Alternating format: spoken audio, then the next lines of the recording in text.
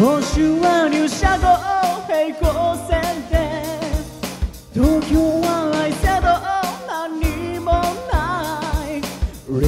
憲62をちょうだ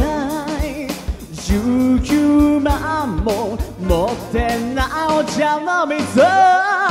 マシャルにおいで飛んじゃって大変さ毎晩前兆に出しているだけラット一つを商売道具にしてるさそしたらベンチが肺に映ってトリップ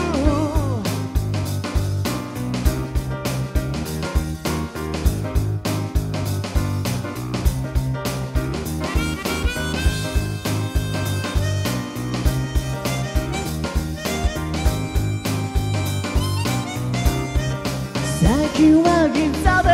景観どこ国境は越えても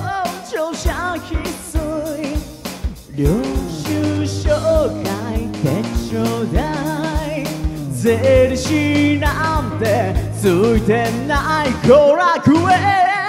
将来像になって結婚してほしい毎晩寝具で湯にするだけ彼女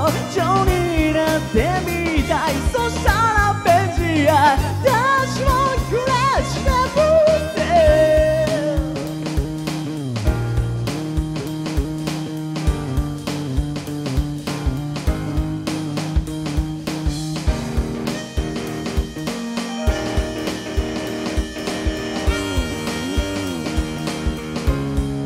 青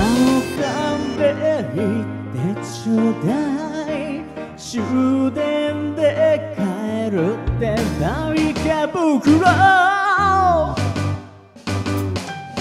マシャルにおいで飛んじゃって大変さ毎晩前兆に